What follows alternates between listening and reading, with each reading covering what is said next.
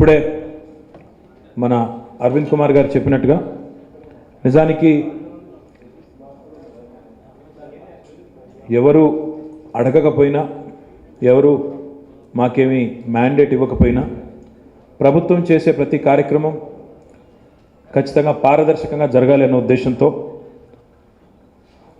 అధికారంలోకి వచ్చిన తర్వాత బాధ్యతలు చేపట్టిన తర్వాత మొదటి 100 రోజుల తర్వాత after the first 100 days, I think there are a lot of non-Telugu speakers here, so I would rather stick to English.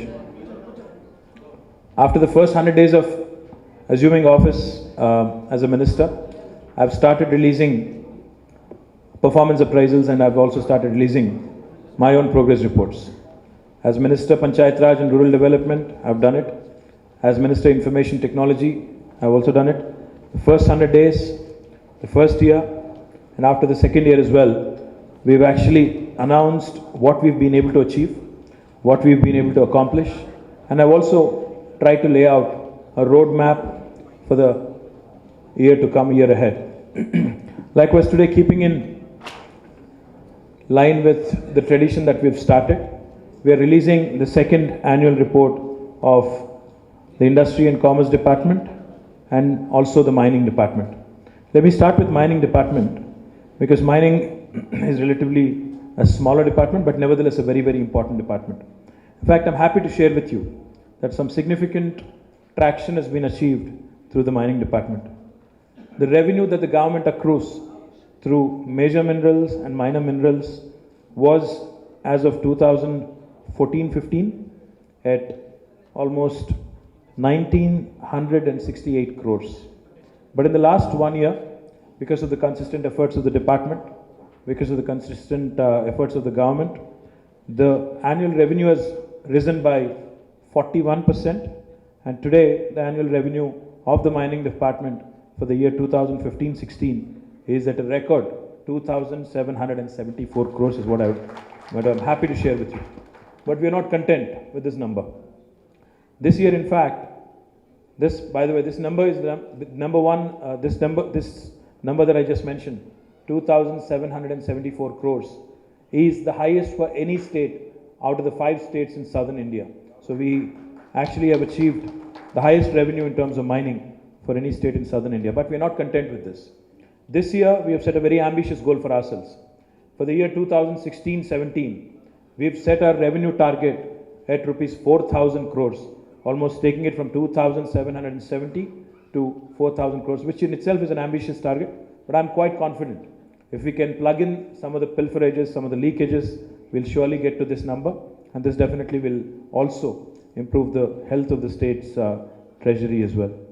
We've also decided in mining department to use technology extensively. This year, you'll also see electronic payments of royalties, cinerages, an online issue of transit permits, passes, and also online filing of mineral concessions, which is already under implementation. So we will be leveraging technology extensively. We'll be cutting the element of discretion.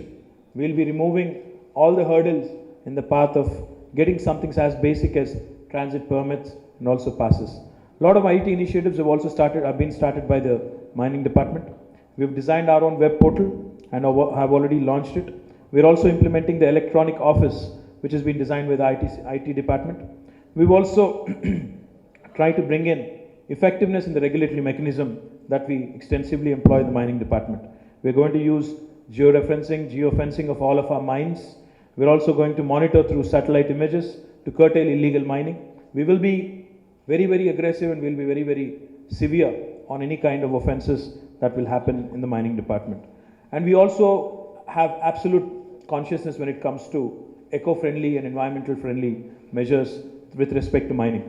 We have adopted strict measures and strict provisions for the safety of not just the people who work, the miners who work within the mines, but we've also now decided to enforce and implement strictly all the issues with respect to environment, especially with respect to a lot of granite quarries and with respect to other quarries as well, where they create a huge void and leave it as is. We have decided to make sure that they actually fill up the land and also start planting as is mandated by the Act also. We also have decided through TSMDC to actually supply sand through online booking. In fact, the intent of the government is to provide sand at a very affordable rate to all the domestic and also to individual consumers across the state today. We are trying to cut out the middleman, and we are trying to give the sand at an affordable price to, as I've said, to common man. Today, I'm happy to report to you that with the efforts of the government, today the sand prices have come down per ton from rupees 2200 to 2400. Earlier it was.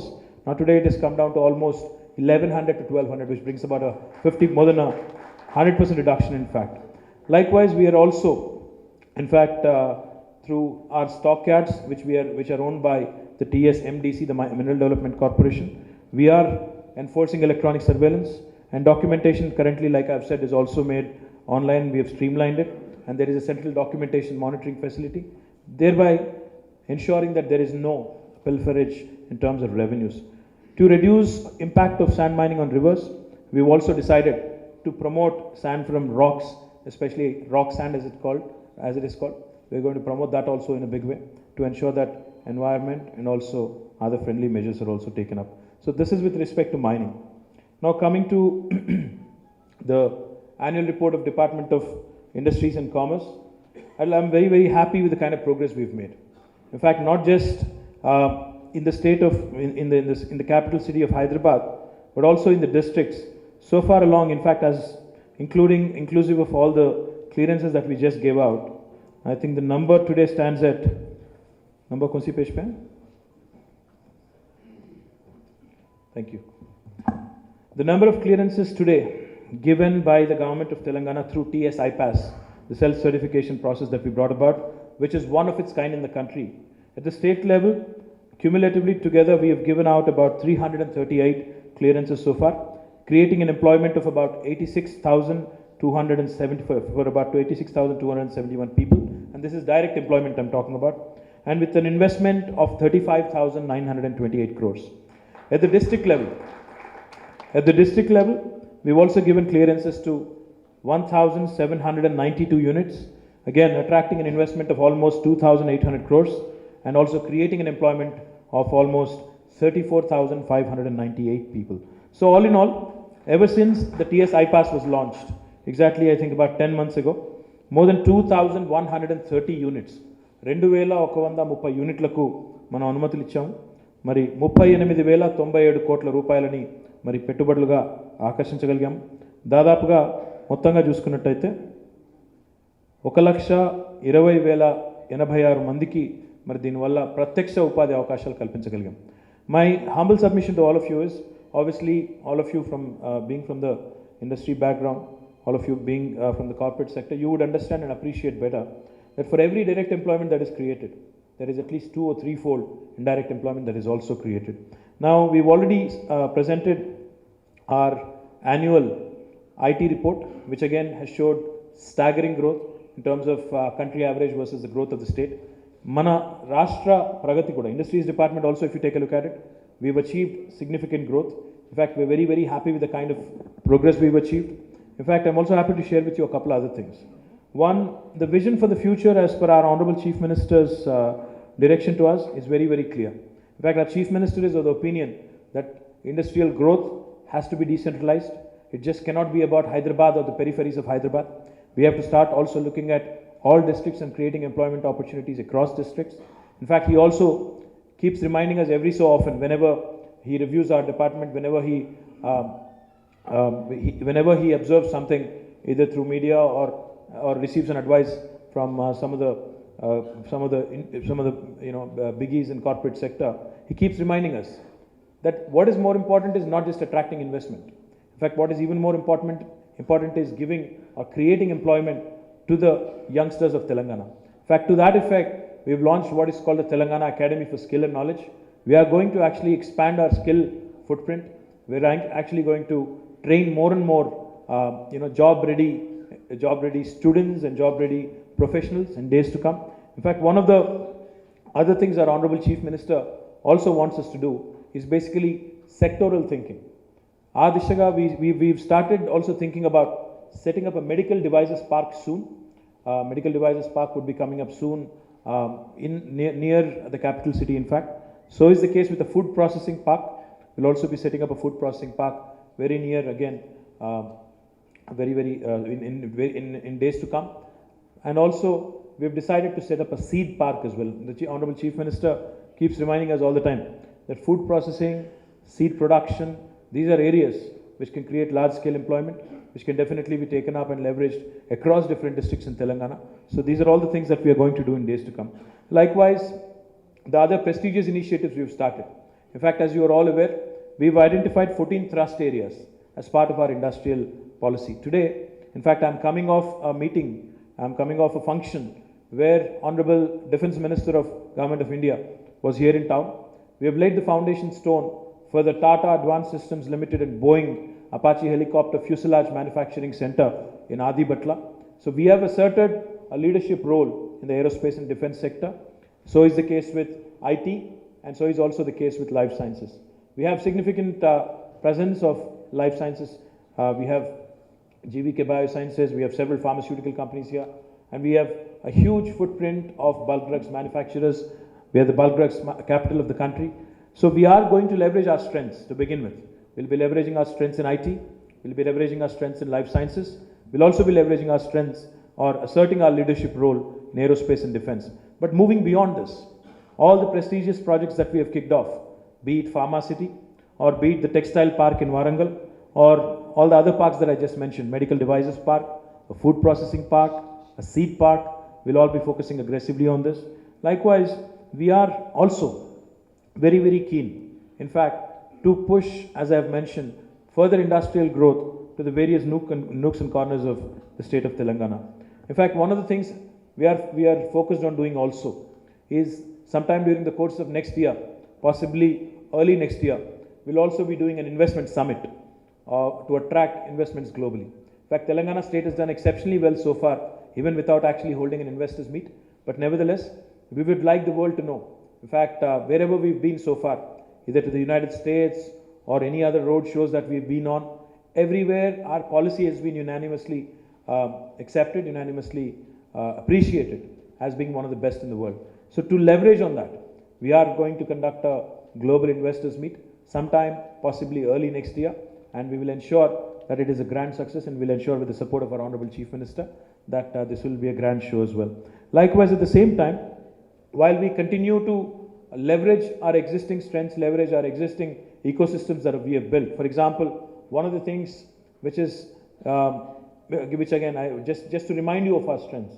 Today when I was with Raksha Mantri, Honorable Defence Minister, I was reminding him that today the helicopter used by President Barack Obama of the United States is actually manufactured in our own Tata Advanced Systems facility in Adibatla in Hyderabad. So to leverage on these strengths, in fact, when India sent Mars orbiter mission recently, more than 30% of the components were manufactured by the SME sector in Hyderabad, established through all the defense establishments and all the public sector undertakings. So we have to leverage on our existing strengths, at the same time continue to build newer areas as well. So to constantly keep pushing ourselves, to constantly keep focusing on newer and upcoming sectors, we have also decided to do a lot of promotion. In fact, our Honorable Chief Minister has given us a mandate to establish country desks in strategic locations. This year, we'll also be focusing on that. We'll be looking at key sectors, especially electronics hardware manufacturing is a sector that we are extremely keen on. We will be traveling, we'll be sending teams to South Korea, Taiwan, Japan, the United States, and we've already come out with the electronics manufacturing policy. In days to come, we'll be using this as another area to actually push our case very, very aggressively. In fact, one of the real strengths of the government of Telangana's industrial policy is the flexibility to actually customize a package for strategic investments and for mega investors. Any mega investor coming into the state of Telangana, if they are willing to share the details of the best offer they have across the world, we'll be more than willing to customize it for them. We'll be more than willing to make sure we either meet or beat the best offer they may have anywhere else in the world. That is the kind of flexibility our Honorable Chief Minister has given. And that is the kind of policy that we have been blessed with and supported by. So therefore, the priorities for the next 1 year are very, very clear for us. We are going to set up more and more sector-focused parks, all the ones that I just mentioned. Likewise, we are going to ensure that all the projects that we've started off, the Pharma City, the Textile Park, the NIMZ, the Medical Devices Park, the Food Processing Park, the Seed Park, all of which I have mentioned, will also come to fruition this year. We'll also ensure, like I said, this year we'll be conducting a global investors meet, and we'll be doing aggressive outbound promotion as well. And we've constantly been on the lookout to study the best practices across the world. We'll constantly strive and endeavor to actually imbibe the best practices from across the world. And we will be continuing also. One very important thing I'd like to mention. We'll be continuing also to push for more and more research and innovation to come through in our sectors. T-Hub, as you all know, has been a raving success. T-Hub has been a story which is now being looked at as a role model for the rest of the country, especially in technology disruptions. But I think, as our Honorable Chief Minister never fails to point out, the spirit of T-Hub has to get into other sectors across the industry as well. So keeping in line with that, what was started earlier as RICH, the Research and Innovation Circle of Hyderabad, we will ensure that with the participation of the numerous academic institutions in the city of Hyderabad, we will ensure that RICH becomes, again, another shining example of what the public and private sector undertakings together can actually achieve in India in the current setup. So